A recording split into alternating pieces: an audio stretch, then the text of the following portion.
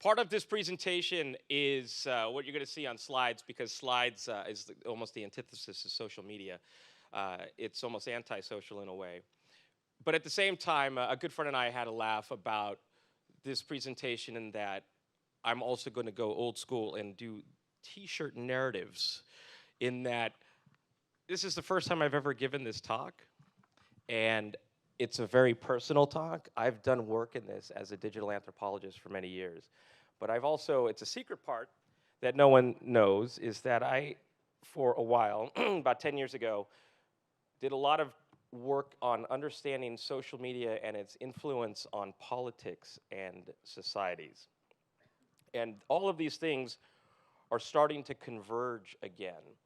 And what I noticed, I think 2006, 2007, as social media was gaining popularity and as it was accelerating in all of our lives, as mobile devices were becoming pervasive, there was this relationship not just between technology, but also humanity, also us as individuals.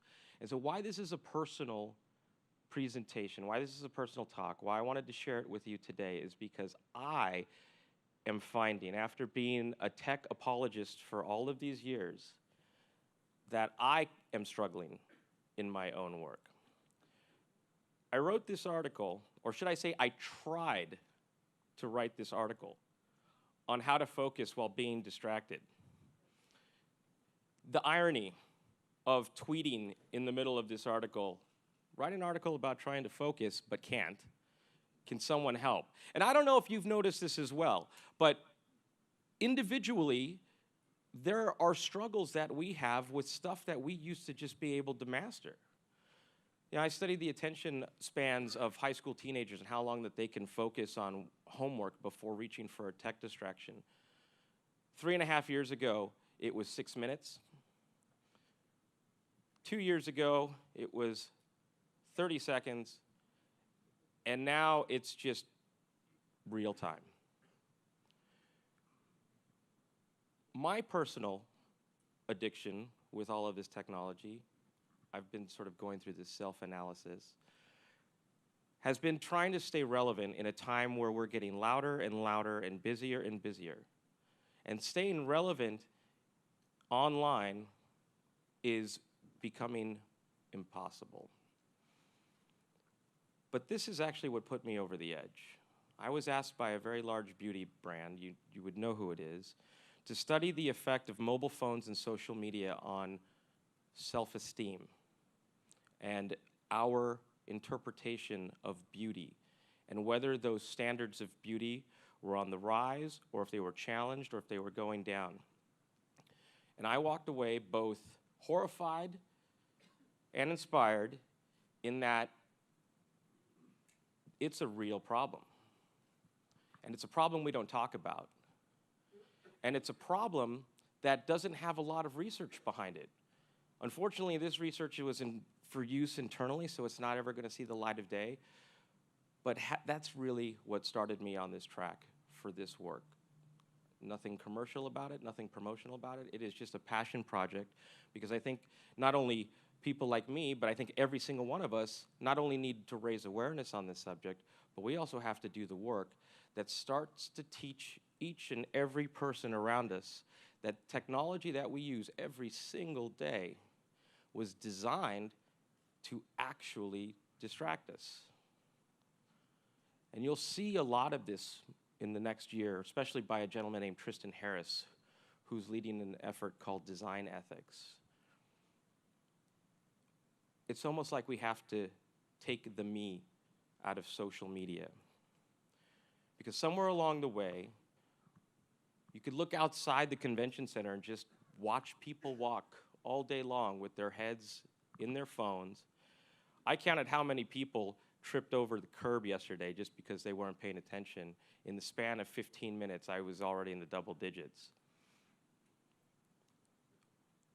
Tristan Harris recently said that when he was designing Google, he was designing at Facebook, they did so with intent to manipulate. And he said they had the power of gods without the wisdom, prudence, and compassion of gods. They designed without actually understanding what the net effect of all of this was going to be. And if you've ever heard the expression left to our own devices, I mean, it quite literally means that we are not controlled, that we can do what we want, yet our relationship with technology is controlling us. And it's not just about self-esteem or beauty or how we feel, it's also how we learn or how we don't learn. And this is why you're starting to see a lot of the same techniques that went into app design and social network design and mobile device design is also being used in journalism. Fake news, artificial intelligence.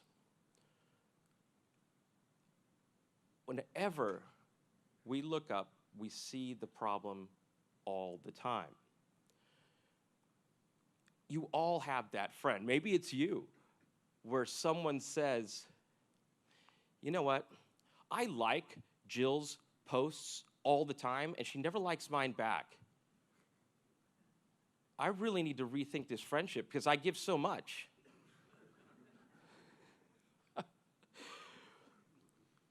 We're learning how to place the wrong types of value on everything around us. And we're reinforcing it, and it's being reinforced by the technology that we use and how people respond to how we use it. I mean, when's the last time your meal was actually enjoyed while it was warm? You had to first get Instagram, maybe Snapchat. I mean, how do you even make choices where you're going to share? This is a shower curtain that is for sale, just launched.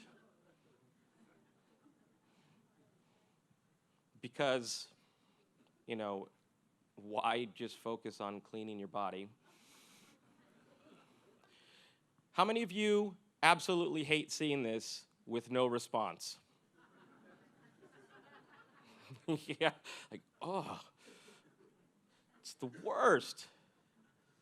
Sometimes I do it just to mess with my friends. No reply was ever going to come.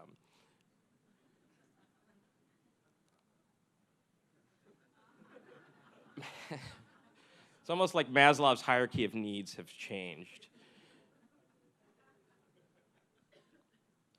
I had a friend of mine draw this cartoon because just to capture the moment. I mean, think about it. You're skydiving. Which one are you going to pose to? You've only got so much time. Whoops. Somewhere along the way, as a digital anthropologist, you also become, just by nature, an anthropologist, a philosopher. Just all kinds of social sciences come into play. And none of this came with an instruction manual.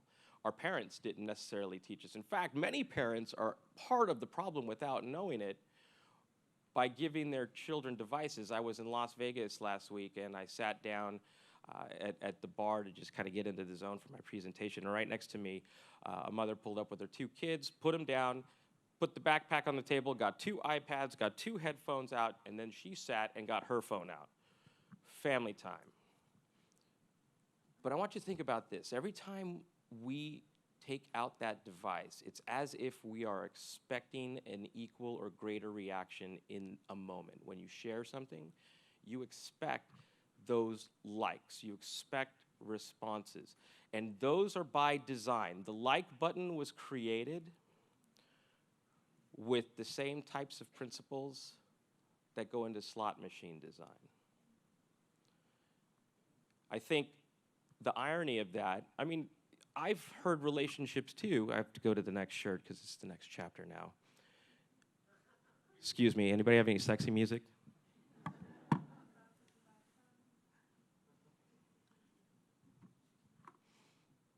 I don't really think this, but it's just part of the process. I have people who really get mad. You know, I followed you. Why don't you follow me back? I mean, you think about just the audacity of that question. It's like, well, I don't know, I was doing something else. But we don't think about that because we are so consumed, and by design consumed, in these moments by how people respond to us. When you post something and you don't get likes right away, you actually feel bad. As if everybody in the world was waiting for you to post that cheeseburger. Well, it's awesome, those tacos. But the reality is that now we're starting to create this new world that doesn't exist. I call it selfie actualization. It's just a better life than we know. This woman was in the news recently because she went broke trying to live a good Instagram life. If you look at her feed, it is amazing. But at what cost? Is this our societal standards of which then we have to hold ourselves to because we have to be like someone else who lives this great life? Or are we losing touch with all of the things that actually make us happy? I have a 5-year-old and a 2-year-old, and it breaks my heart when I watch them watch YouTube of kids playing with toys. It is one of the most popular trends on YouTube right now, kids playing with toys. What's happening is we're becoming digital introverts. We're losing the art of human engagement in the real world. We're losing the art of communication. We're losing the art of engagement. It's changing how we talk to one another. It's changing expectations of how we interact with one another. I mean, just look at dating. Oh my goodness. In the era of Tinder, breakups and hookups all over text messages and communication with emojis of innuendo, oh my goodness. I don't know that I could handle dating today. There's a real sidewalk in China. Austin would be a much safer city during South by Southwest with this. This is an intersection that just went live in the Netherlands last summer. I want you to think about how this conversation went down in the traffic engineering department. Hey, Bob, everybody's looking at their phones, and they keep walking into the street and getting hit by bicycles and cars. Well, Brian, we could just have that chalk up to natural selection.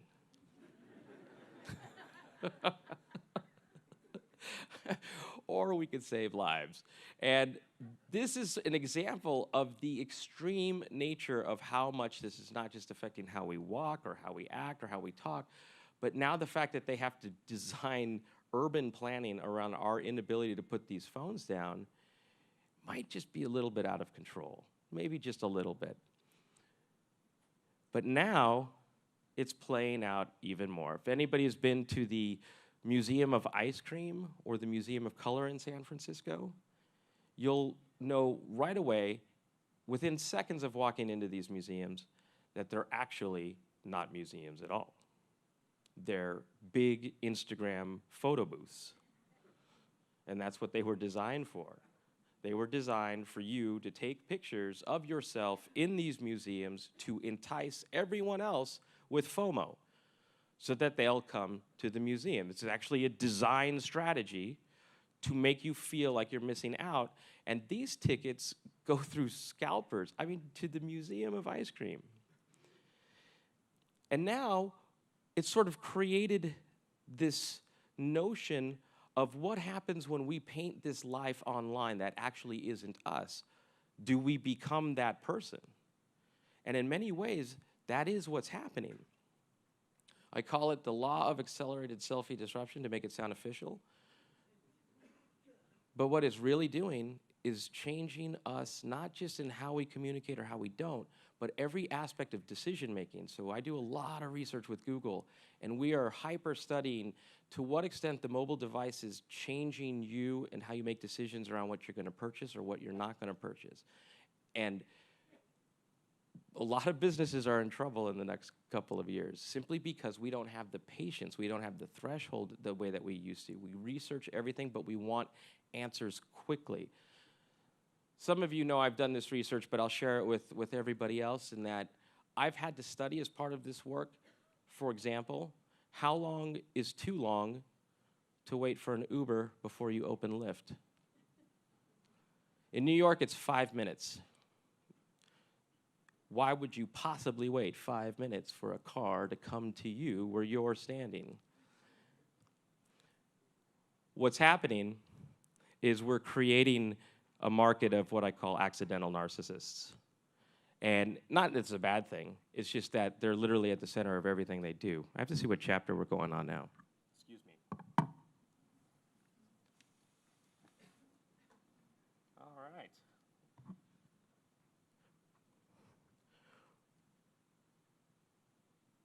In some cities, there's actually a problem where people are calling Ubers instead of ambulances. And they're causing all kinds of havoc on the street. This is an idea that was just recently proposed. Why show up to a meeting when you can put your face on someone else?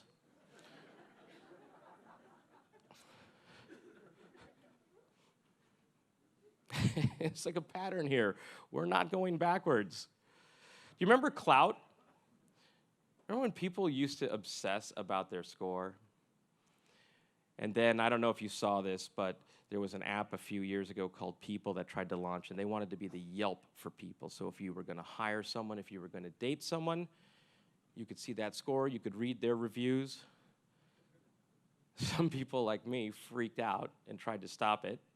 Other people thought it was a great idea. And I get the premise.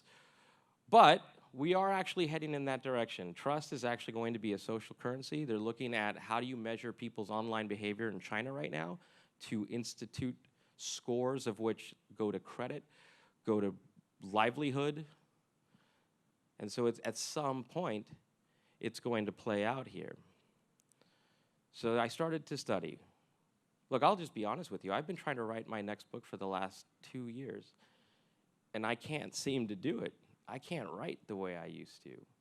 So I had to try to figure out what was going on in my life and maybe try to learn from that to help others, because after that's beauty research, that problem is not talked about enough. And now you have people who are really starting to call awareness to it, but not bringing solutions. I mean, Sean Parker, well, Facebook, you know, God only knows what it's doing to our children. After you cash out on $1 billion, how about before that? And every leader is now starting to talk about the dangers of all of these devices that they're selling readily to us. And we're lining up for it. I mean, as if we didn't have enough social networks. Every time there's a new one, everybody jumps on. And maybe it lasts for a week or 2 weeks. Maybe it doesn't. But this is a conversation that is, after all of these years, just starting to breach the surface. But it's happening on the tech side. Tristan Harris is a very interesting individual if you want to learn more about this, but he's teaching the tech community after all of these design tricks that they use. For example, have you ever noticed when you use Twitter or Instagram, when you open the app, it's like a split second before the number of notifications comes up. That's an intentional design to make you wait with anticipation, to make you want to keep coming back to see how that number has changed. The stories I could tell you by how much they're designing around us is unbelievable. But this is a conversation that's happening on the design side, not on the user side, not on the consumer side, not on our side, not with our kids who are wondering if they're beautiful enough to live on this planet. What's happening is that these social networks are stripping down human behavior, human dynamics. For example, Snapchat turns conversations into these fleeting moments, which strips by design the depth of interactions and relationships. Instagram, as you see, is glorifying a life that none of us really live, but when we see our friends living that life, living their #best life, we have to try to be like that. If anybody has been on Facebook, well, especially with the midterms coming up, you see firsthand just how much people are willing to risk their relationships to polarize views. YouTube and autoplays and suggests within seconds. How many of you have started watching a funny cat video and 3 hours later, you had no idea Justin Bieber sang that song? How did you even get there? It's called intermittent variable rewards. It's a design technique that's used a lot in gambling, of which, if you think about it, these apps have to absolutely compete for your attention. You only have so many minutes in the day and so many apps that you can actually use. I think most of us hardcore use about 6 to 9 apps. But what it's teaching us is that we expect now regular interruptions and distractions. That's why that number was going down when I was studying high school teenagers. And we're speeding up our minds to try to compensate. It's not about whether you can multitask anymore. It's you have no choice. We're being pushed to think differently. They use, a lot of psychologists talk about mobile devices as adult pacifiers. We don't know why we keep reaching for them. We just do. I don't know about you, but when I go to bed and when I wake up, that device is within arm's length. It's always charging. It's how I end my day. It's how I start my day. And that's part of the problem. We look at our phones about 1,500 times a week. And that number keeps going up. And that adds up to about 177 minutes every single day. There's this fantastic video of a news group that was trying to just raise awareness around just how much we're addicted to our mobile devices. It didn't get really deep, but it was funny in that one of the newscasters dressed up almost like a crossing guard and had this sign like, be careful, coming through, watch out. And he would go up to people on the street with a film crew as they were walking with their heads down and just get in front of them and hold up the sign to make sure that they didn't get hit by cars or hit trees. And the number of people who never even noticed that that person was in front of them and that they were on camera was just jaw-dropping. So yeah, technology has hijacked our minds and society. And so what does that mean? It means it's harder to disconnect. It's increasing stress. It's definitely increasing anxiety. We're getting less sleep. It's lowering our self-esteem, whether we know it or not. It's reducing empathy because of our inability to get deep all the time. It's diminishing our thinking, unfortunately, and it's definitely reducing our inputs. This is why you're hearing a lot about echo chambers right now. It's by design because they want to keep you in the app. So as he says, it's a race to the bottom of the brainstem, getting people's attention at all costs. By the way, I'm going to give these t-shirts away at the end because I don't know that I can wear 7 t-shirts after this. Netflix, Reed Hastings recently was asked, who is your biggest competitor? And he seriously said, Facebook and sleep and YouTube. That's how much they're thinking about this. They know they only have so much of your time during the day. I'm surprised this hasn't come out sooner. This is a startup. I wish them all the best, but I'm going to read you this quote. He literally says that they are using AI and neuroscience to increase your usage, make apps more persuasive. It's not an accident. It's a conscious design decision. We're designing minds. The biggest tech companies in the world right now are always trying to figure out how to juice people. So all of this talk about artificial intelligence, and this is one of those applications, to juice your mind. Our attention has become a currency. I promise you that Facebook and Twitter are very well aware of the fake news problem. But the less you use their services, the less their shareholders get money back on their investments. That's the problem with Twitter going public, Facebook going public. Pinterest, by the way, is about to go public. You have every single app. You had Snapchat go public. That is an irreversible strategy of trying to leverage our attention. The good thing about social media is that it gave everyone a voice. The bad thing is that it gave everyone a voice. This next chapter that I want to share with you is also very personal. It's based on work that I've never really talked about. All of those design strategies that are going into apps and social networks and mobile devices are also going into how you interact with one another. A lot of this is being designed to have us angry. A lot of this is being designed to create sensationalism because it keeps you coming back. I had a friend of mine draw this, especially during the 2016 election or Brexit as well. Everybody was an expert on everything. And not that this is going to get political, but it was just polarizing. I have this joke that when I want to help my friends see politics in a new light, I just post on Facebook. Never works, right? Facts have become debatable. I mean, when did that happen? Truth is now open to interpretation.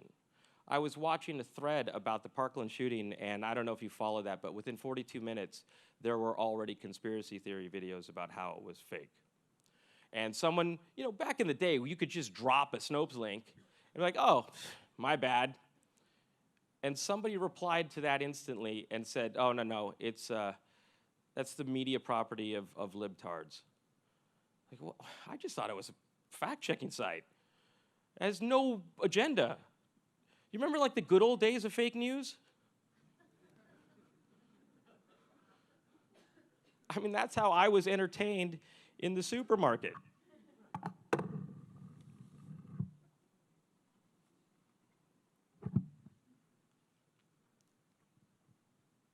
So the same science that we've talked about that's getting you to use your apps more and share more, there are people in this world who are trying to understand how to exploit your attention span so that you see certain information and that you react to it in certain ways. And I'm not picking a side, I'm just on the side of humanity. You can't have social networks like YouTube pushing a conspiracy theory as the #1 video at one moment after a crisis like that. That's not going to help anybody. But the fact is that they don't have human beings on the team that can see this and flag it and take it down quickly because it's all driven by algorithms. And it's time to hold them accountable. Because what happens is, the more you're subjected to information when you're not at depth within a moment, the easier we become susceptible to misinformation. Not that we're looking for it, it just happens. And so there are teams of people, and you're starting to hear about this more and more, that are actually weaponizing social media to design outcomes. I'm a hopeless optimist. 10, 12 years ago, I wrote a paper for the Department of Justice, or Department of Defense, sorry, about how we could use social networks and mobile devices to create productive, collaborative communities for positive engagement and outcome, and to create movements, whereas, for example, I studied a lot of digital influence as I was going into this work with the Department of Defense, and we could show how, with the right positive messages and the right positive support and encouragement and the right connections, that you could create movements. It got harder and harder over time because we became harder and harder to focus, or it just became harder and harder to focus. I did a project for the United Nations where we were trying to raise awareness among millennials of malaria in Africa. And a lot of really big celebrity friends of mine jumped in to help. We wanted to get the hashtag trending. We wanted to get donations going. It basically was $10 for a bed net. And in the first 3 days, I think we had something like 286,000 tweets. And so amplification, visibility, bed net awareness, yeah, right on. I think we only had 80 bed net donations out of that. And so I had to start asking people who were part of the program, hey, thanks for sharing the news and spreading the information. Why didn't you donate? Oh, because I retweeted you. You're welcome. I probably got you, I don't know, how many hundreds of donations. And the problem was, now we live in a society where if we say something, that's good enough to be a movement. But there isn't any centralization or organization around it anymore. And so here now, not just on the app side, but on the information side, those same design techniques are being used to feed us information that further isolates us from reality. They're exploiting cognitive bias so that we see what we need to see to reinforce our beliefs. It's by design. One of the executives at Mike said that what we figured out was that we could essentially monetize social justice. That you could commodify people's feelings for clicks. And those techniques, which aren't really discussed in depth as much as they should be, are exactly the same techniques that we're seeing from Russian trolls and from trolls all over the internet, that they're just borrowing from the stuff, all of those sensational headlines, all of that clickbait over the years, it's just right out of the playbook. Another thing that I've never really talked about is during the 2016 election, I experimented with a bot network to fight bots. Every time we could trace a link that was a mistruth, we could have that network spam that bot, but also everybody else that felt like that bot's news was real and started sharing it and calling them out. And we experimented it just to see if it would work, because I couldn't personally afford to take on all of the Russians myself. So I tried to take that information to Facebook and Twitter, and I couldn't get anywhere with it. I couldn't get anywhere with it. It was so heartbreaking. But what happens is, I had a friend of mine draw this cartoon too, I just love it. On the internet, nobody knows you're a robot. Bots have a way, even if they're full of shit, of spreading information by design. It starts a lot of times in these networks or in factories. And what it creates is, first, polarization. Here's where it gets dangerous. What you're looking at is a network of people who follow Hillary Clinton and who follow Trump.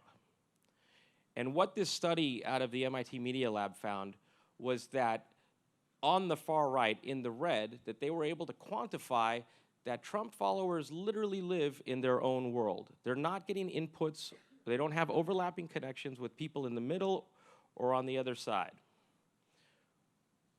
But bots figured out that you can't keep winning if people are in isolation. If you saw the hashtag release the memo, if you watched the conspiracy theory about the high school student who was a crisis actor,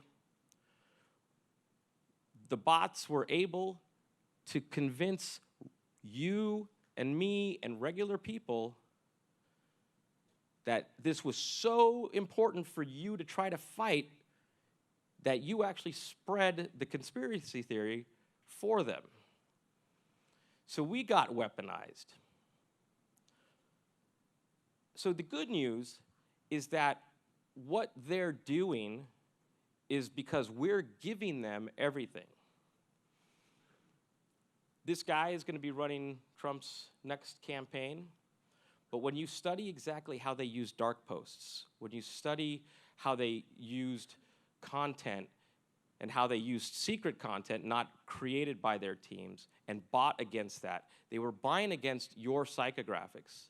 They knew what you hate, they know what makes you scared, and they bought ads against those emotions. And they freely talk about it.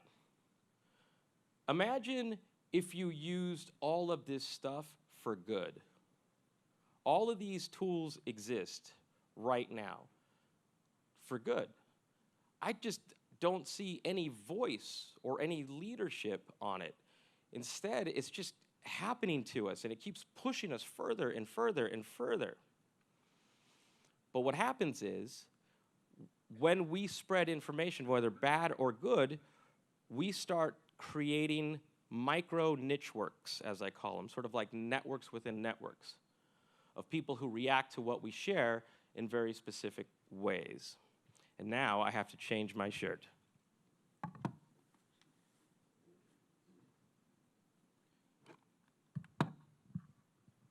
I don't know if you've seen this video, but there's some technology, it's also part AI, that you can take any content and put words in their mouth. And someone who studied the 2016 fake news crisis recently said, all it takes is a couple of big hoaxes to convince the public that nothing is real. I do encourage you to look up this video on YouTube. It is mind-blowing. If there's no leadership on the other side, then I think, aside from selfies and fake news and bots, that somebody has to take control. And I think that's just going to have to be you and me, at least for now, not just in how we use technology, but also how those around us use technology, because all of this is actually pretty powerful. All of this is really positive. We got a voice. We actually have a voice, and we have networks of which we can bring people together around common passions and aspirations to inspire movements, to inspire meaningful change. And that starts with you. Understanding your relationship with these devices, understanding not just your relationship with the device, but the device's relationship with you. We are at a crossroads right now, a very important crossroads. This is why I'm so inspired. This is why I can't get to my next book, because this has to change. It's not going to get any better. The technology that I could keep showing you that's going to be used against us is just mind-blowing. There are apps right now that show you exactly how much time you spend on your phone, what apps you're using, how you're using them. And I could promise you that it'll change your relationship with your device. It's just one start. You've probably seen these digital detox camps coming up all over the place. They're pretty fashionable and trendy, so all these really cool kids are going to them. But they've really found out, though, that when you start to detach, even if it's just for a little while, you actually improve your posture. How ridiculous is that? You start having deeper friendships, more meaningful conversations that don't include, hey, did you know who the 26th president of the United States is? And your first response is no, but I could Google it. We start having conversations. The other thing that I thought was very interesting is that you shift from short-term to long-term memory increases. New perspectives, you actually start gaining better insights, your focus improves. There's all kinds of stuff that show when you're enjoying moments of silence and solitude that your brain is actually internalizing and evaluating information during that time. You're kind of firing new neurons to get you to think like you used to. Anytime you can get a cute dog picture in there, you gotta just bring that in. Mindfulness is something that isn't necessarily geeky or just for anyone with a man bun. It is actually something I encourage, is where I've been spending a lot of time, is just understanding how to build the muscle, how to build the rhythm of not living the way I was living yesterday and the day before that. It's just, it's intentional. It's a choice. I think that FOMO should actually stand for finally over missing out. That we take control of all of this. That we control the narrative.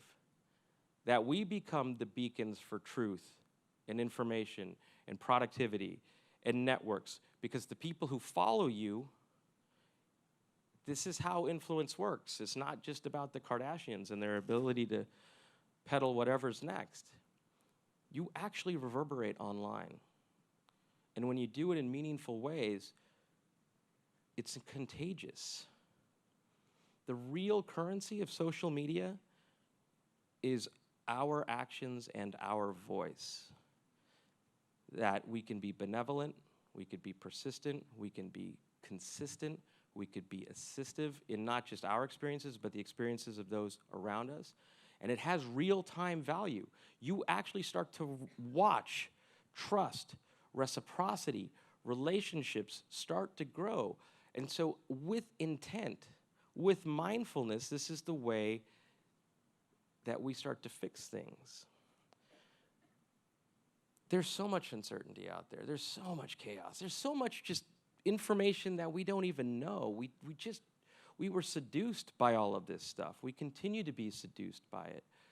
But someone's got to be a beacon for value, energy, help, guidance, laughter, relief, engagement, validation, hope. I mean, if not you, then who? I think that in a world with so much misinformation and so much vanity, someone's got to seek the truth. Someone's got to speak the truth, even if your voice shakes, even if you feel alone, and it inspires others to rise. That's real influence. And I will leave you with the final message.